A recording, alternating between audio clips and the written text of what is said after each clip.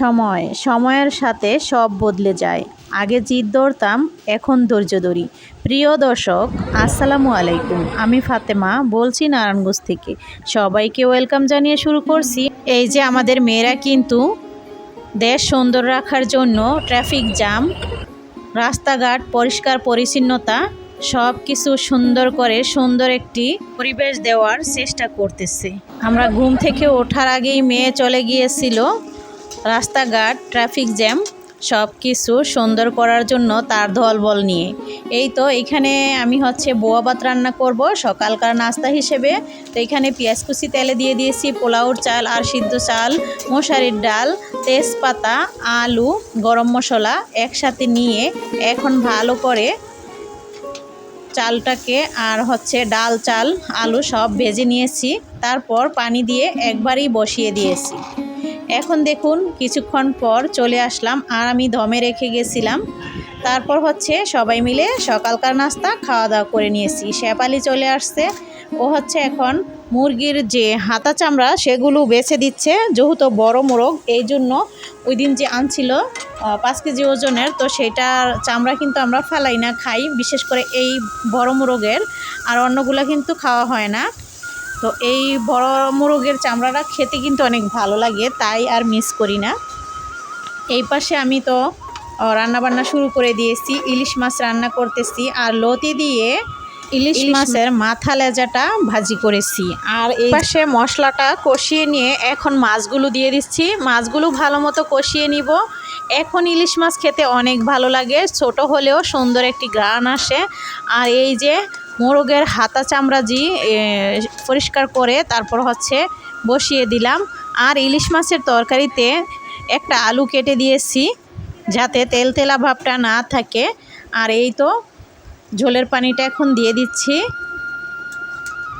এই পাশে কিন্তু মোরগের হাতা চামড়া আর ঢিমো আছে, সেগুলো ভালো করে কষিয়ে নিচ্ছি।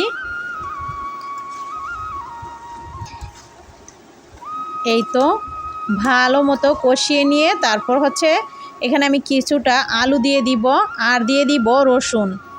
রসুনাদের ভাইয়া অনেক পছন্দ করে, তাই আমি এখানে রসুনও দিয়েছি।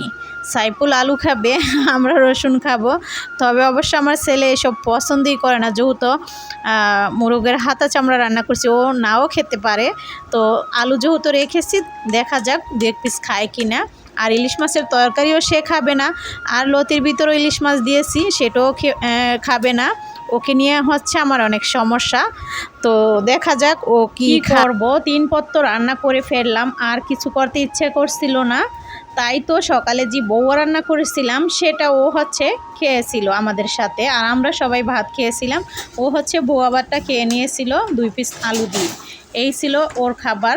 বিকেলে তো খাবেই না, আর খুবই ডায়েট করার চেষ্টা করে, খাওয়া দাওয়া একদমই খায় না।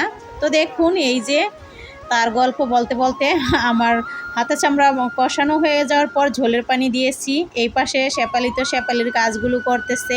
আমার বড় মেয়ে ওর ভাইকে ড্রয়িং শেখাচ্ছে। তো এই যে ইয়ামিন এখানে ড্রয়িং আঁকতেছিল।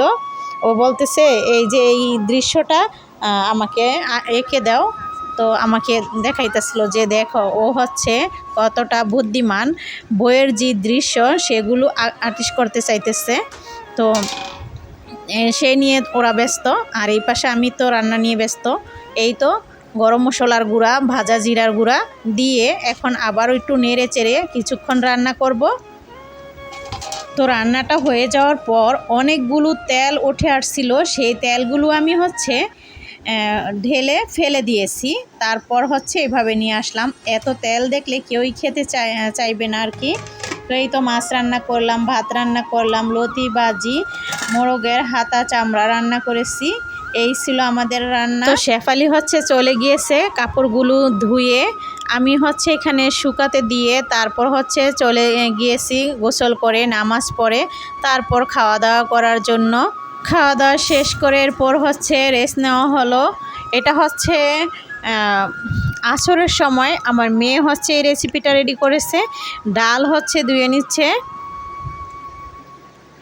ডালটাকে মশারির ডালটাকে ভালো করে ধুয়ে এরপর সিদ্ধ বসিয়ে দিচ্ছে। আর কি কি দিচ্ছে সব কিছুই দেখতে থাকুন।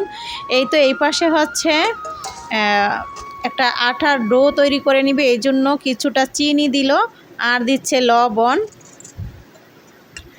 রেগুলার যে আটা সেটার সাথেই কিন্তু এগুলো এখন মিক্স করে নিল। তারপর একটু তেল দিয়ে দিল। এখন সুন্দর করে এইভাবে করে হাত দিয়ে ভালো করে একটি ময়াম দিয়ে নিবে। সুন্দর করে কিন্তু এভাবে মথে মথে নিতে হবে। তারপর হচ্ছে আরও একটু তেল দিল, আর একটু তেলের প্রয়োজন ছিল। এই যে এরকম হবে, যখন দলাটা এরকম হবে চাপ দিলে সে তখন বোঝা যাবে যে ঠিকঠাক হয়েছে। এখন হচ্ছে অল্প অল্প পানি দিয়ে ভালো করে একটা ডো তৈরি করে নিতে হবে।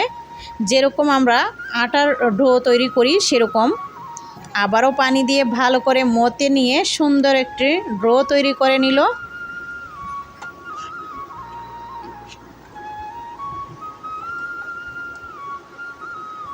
এখন একটি ভিজা তেনা দিয়ে এভাবে রেখে দেওয়া হলো রেস্টে। এই যে এখানে হলুদ দিয়ে যে ডালটাকে সিদ্ধ দিয়েছে সেটা এখন এরকমভাবে একটু মিশ করে নিচ্ছে। সুন্দর মতো কিন্তু মেশ হয়ে গেছে। তারপর হচ্ছে পেঁয়াজ কুচি আর রসুন কুচি নিয়ে এটাকে ভালো করে ভেজে নিবে। ভালো করে লাল লাল করে ভেজে নিতে হবে ব্রেস্তার মতো করে। এই যে দেখুন এখন সেই ডালটা এখানে দিয়ে দিল। ডালটা দিয়ে ভালো করে কিন্তু মিশিয়ে নিতে হবে। এখন ধনিয়া গুঁড়া দিল, জিরা গুঁড়া, ধনিয়া গুঁড়া, লবণ এসব দিল, ধনিয়া পাতা আর হচ্ছে একটা শুকনা মরিচ, টালা শুকনা মরিচটাকে গুঁড়া করে।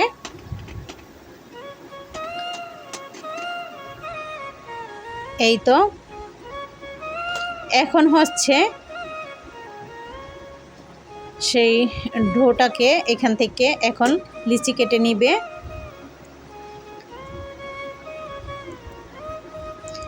ভালো করে মথে এভাবে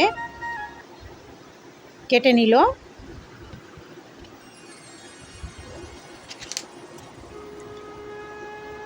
দেখলেন তো, এখন হচ্ছে সুন্দর করে হাত দিয়ে গোল করে নিবে। এরকম গোল শেপ দিয়ে তারপর হচ্ছে রুটিটাকে ঢেলে নিতে হবে ছোট ছোট গোলাকার করে।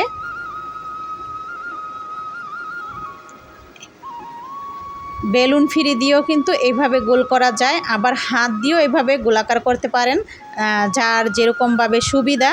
তো ও হচ্ছে হাত দিয়েই কিন্তু এভাবে গোল করে নিয়ে তারপর হচ্ছে এরকমভাবে নিয়ে তারপর হচ্ছে গোল করে নিয়ে এরপর বেলে নিতে হবে। এই যে হালকা করে চাপ দিয়ে বেলতে হবে। তো এই যে একটুখানি তেল নেওয়া হলো, যেইখানে আপনারা বেলে নেবেন ফিরি বা যেই জায়গায় আপনারা বেলবেন সেই জায়গায় তেল এভাবে লাগিয়ে নিতে হবে। তারপর আলতো করে একটুখানি বেলে নিতে হবে, বেশি বেলা যাবে না। বেশি জাতা দিয়ে এই কাজটা করলে কিন্তু ডালগুলো বের হয়ে যাবে। হালকা করে কিন্তু বোঝা যাচ্ছে। তারপর এরকমভাবে সব কয়টাকে রেডি করে নিয়ে এক এক করে কিন্তু তেলে ভেজে নিবে। এই তো দেখুন কতটা সুন্দর ফুলকো ফুলকো ডাল পুরি রেডি করে ফেললো। কিনে না খেয়ে ঘরে যদি এভাবে নিজেদের হাতে তৈরি করে খাওয়া যায় সেটা অনেকটা স্বাস্থ্যসম্মত। তো মাঝে মাঝে এইভাবে খাওয়া যায়, সমস্যা নাই। আশা করছি আজকের ব্লগটি আপনাদের কাছে ভালো লেগেছে। কেমন লাগলো কমেন্ট করে অবশ্যই জানাবেন। আবারও নতুন ভিডিও নিয়ে চলে আসবো। এখানেই বিদায় নিচ্ছি। আল্লাহ হাফেজ।